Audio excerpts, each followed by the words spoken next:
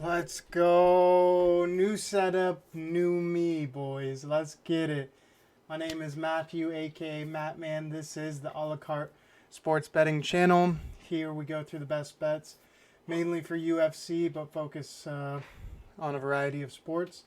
This week we're going to highlight UFC 300, go over our best value bets, and I'm going to give you more of an insight to how I think and how my betting style is most profitable long term. So let's just jump into it. And we got some visuals that you guys can follow along with. So we're going to start out with the Davison Figueroa Cody Garbrandt fight.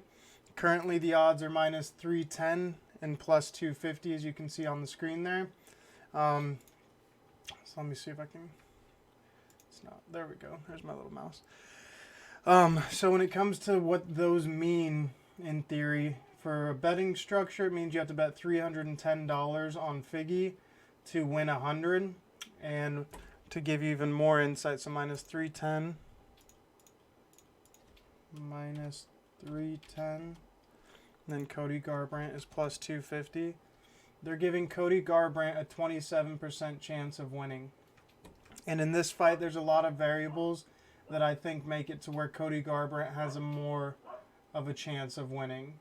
And this right here, the no vig side of things, that shows what a casino should be making the bet. But because the casino's always winning, they don't really care about the outcome. They're charging you extra over here in order to get their money. But what the odds should be is a minus 264 and plus 264. But when I look at this fight, I think Cody Garbrandt, I'd say, has a 35% chance of winning. And so if I wanted to make it most likely right, it's probably going to be like minus 280 to plus 265. Nope. Even more.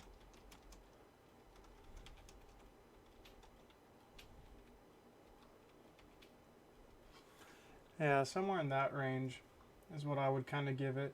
So because the casino's giving you more money to bet on Cody, and this is the percentage that I actually think he has right here, that's where it's a profitable bet to bet on Cody Garbrandt because they're undervaluing him. I still think he's the dog in this fight, but when it comes to profitable bets, Cody Garbrandt would be a part of that based on where the line is currently. And that's why I put these videos out early so you can get an idea of what I'm thinking the line should be, so you can get value on either the favorite or the underdog. So let's take a look at another example. So we'll go to a fight where I think there's a clear leverage. So when I was doing this breakdown earlier in the week, Aljamain Sterling was a minus 120 and Calvin Kattar was a plus 110. So when we look at those odds, we have plus 110 for Calvin Kattar and minus 140 for Aljamain Sterling. So this is where I see it being profitable to bet on the favorite in this fight. Because if I'm making the line and I'm the casino, I think that Aljamain Sterling should have about a 70 to 30% chance ratio to winning the fight. So Aljamain has a 70% chance of winning, and Calvin Kattar has a 30%. So when it comes to the math right now, if I'm so confident in Aljamain Sterling, the casino's about 15% off in what I would put the line as if I'm the bookie. And so with that being said, at this price tag right here, Aljamain Sterling's really attractive to bet on. Even though you have to risk $140 to win 100, you're on the 70% chance of winning side, which that's where you make those good calls because the casino's off in the market. But as we can see right here, the line's currently minus 170 plus 142. So let's put those numbers in.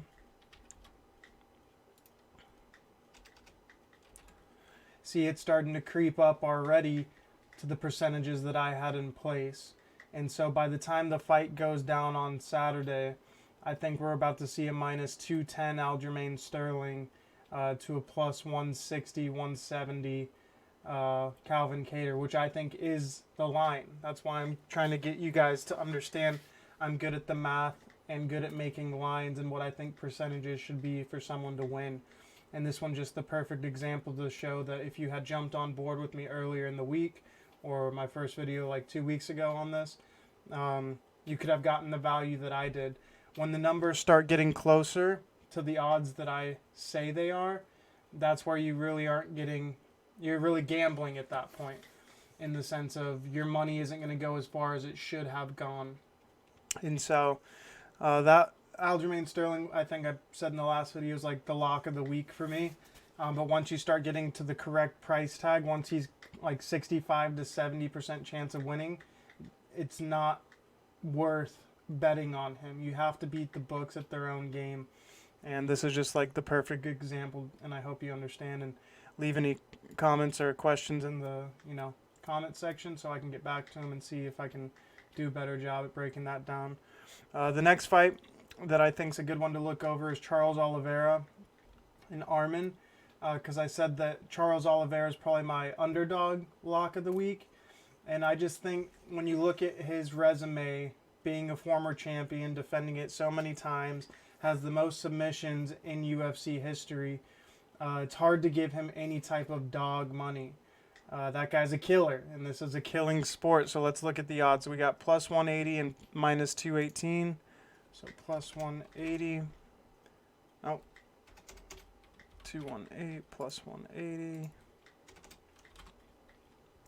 So they're giving Charles Oliveira about a 34% chance of winning. And I'd say it should be about 40 to 60%, so there's a slight discrepancy. I do think Arman should probably be the favorite, as he's the young up-and-comer. He has a good wrestling tactic that he could implement, but I just think with him trying to do that, he could put himself in a lot more trouble than 34% of the time. I think if you run this fight, 10 times, it's going to be about a 50-50 result, and that's where you're finding value in betting in Charles Oliveira. Once the line drops on his submissions, here we can check and see if that's already happened. I think it usually comes out on Tuesday, so we might be ahead of it.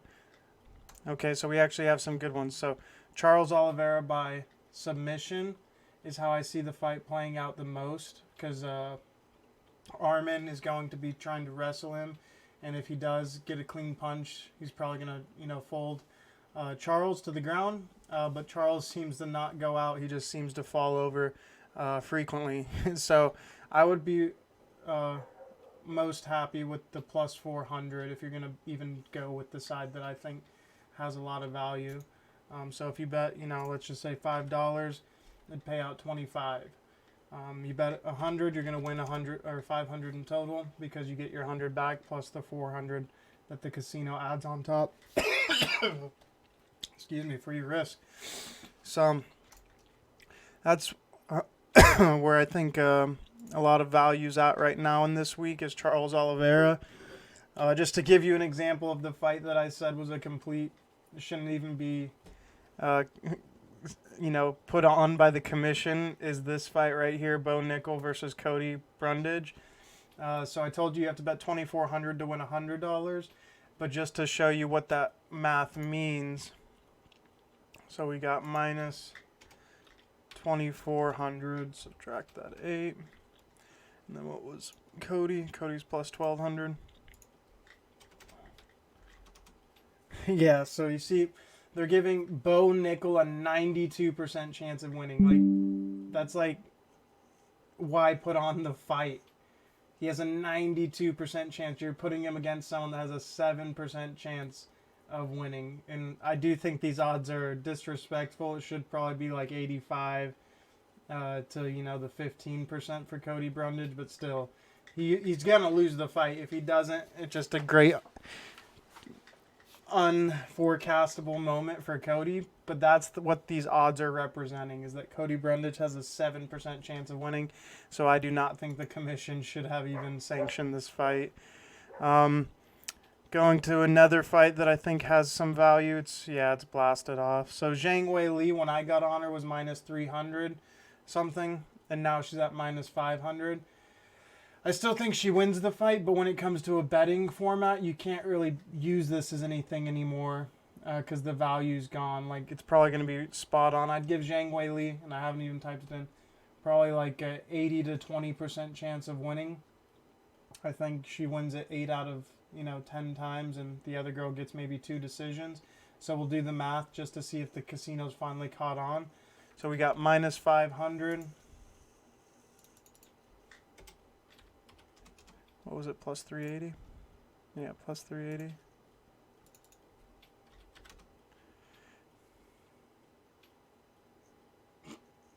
If this doesn't prove that I'm doing the math prior to the casino doing it, I really don't know what will. I was spot on.